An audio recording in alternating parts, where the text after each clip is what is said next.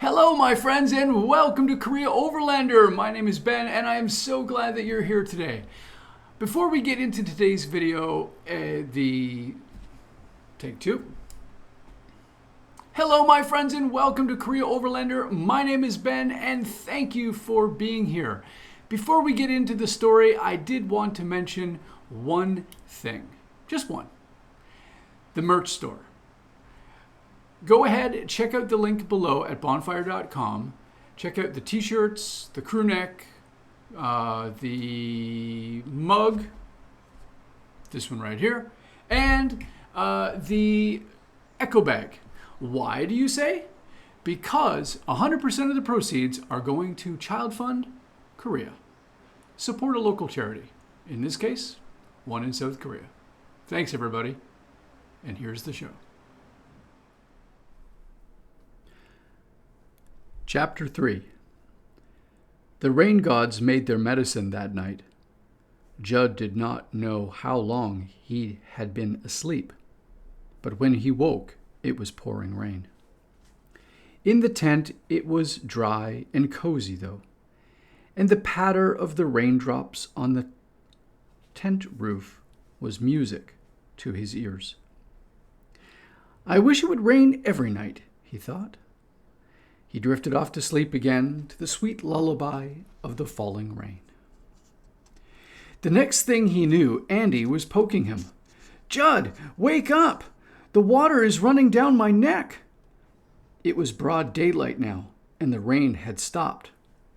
But water was running right in on the tent floor. "I thought you said it was a good tent," complained Andy. "It leaked like a sieve." "The tent didn't leak," said Jud. "The water is running in from the front. Look at that puddle out there. We're being flooded out." They crawled out in their pajamas and stood in their bare feet in the water. The ground was quite dry all around except for the big puddle around their tent. "Gosh, all the water runs down into our tent," grumbled Andy. "Everything we've got is wet. I want to go home." They sat down on the log. The sun was shining brightly now, but their spirits were too damp to notice it. Suddenly, they heard a man's voice. It was Mr. Chase. "Good morning, boys. I came to see how you liked the rain." He stopped short when he saw the tent. One glance, and he knew what had happened. "Well, now that's too bad. You put your tent up in the wrong place. See, you put it in the lowest spot where all the water runs down into the creek. No wonder you got wet." "I don't care," said Andy. "I want to go home. I don't like to camp." "Cheer up, boys," said Dad. "Who cares about getting a little wet? We'll move the tent. Come on, get your clothes on." They pulled their shorts out of their tent, but they were soaking wet. So they got their blue jeans out of their haversack and soon were dressed, warm and dry. Jud and his dad took the tent down, and Andy was soon helping too. "Let's put it on top of that high hill out in the field over there," said Andy. "No, all we need is ground enough so the water doesn't run down on us." "We'll move it over by the basswood tree," said Dad. "That's right where I wanted it in the first place," replied Jud. Andy wanted to sleep down in the creek. I hope he's satisfied. "Not right under the tree," Dad objected. "The water is still dripping off the leaves, and if it were raining, it will be doing that for an hour yet. Then, too, if a dead branch should fall off the tree, it would hit you. We'll put it here near the tree, where there's lots of shade, but not right under it. And let's face it to the east. The morning sun can get in, and you can look out at the brook, too." Dad put a pole between two trees and hung their blankets and mattresses on it to dry. Then he helped them get breakfast. All three were happy now. Secretly, Dad was glad the boys got flooded out, for they would know the next time. As he was getting ready to leave, he said, "Boys, tell me 3 rules for a good campsite. Put the camp on high ground where you can't get flooded out, and face it to the east if you can." "That's 2, said Andy. "And don't put it under a big tree," added Jud. With this, Jud ran over and threw himself against the little maple tree under which his dad was standing. A shower of water came down. "Hey, stop that!" cried Dad. "What do you mean? You're getting me all wet." "Who cares about getting a little wet?" laughed the boys. Dad laughed too. "Okay, I'll see you tonight." Chapter 4.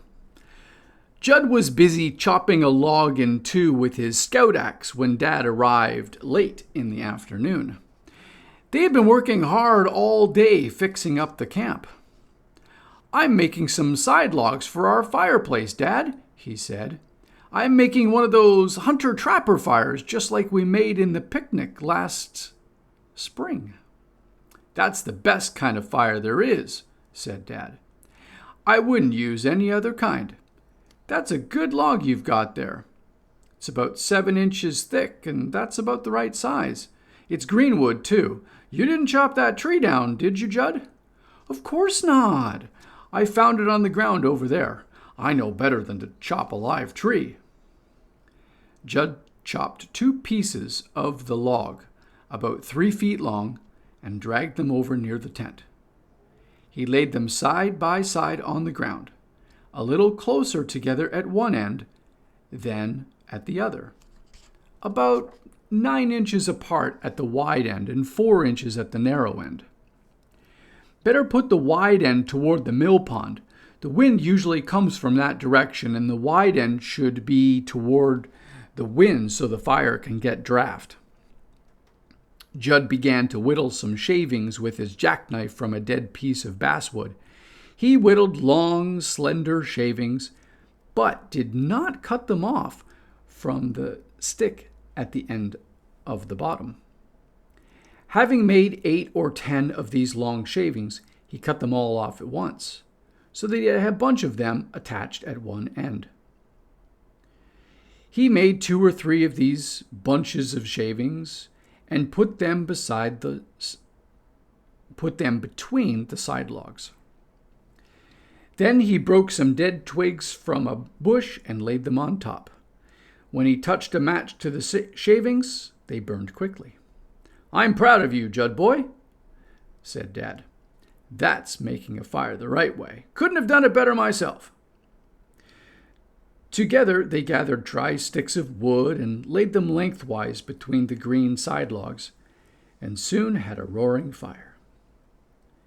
Andy came back from hunting turtles and looked over the fire. "What are those 2 big logs for?" he asked. "They're green wood anyway. They won't burn."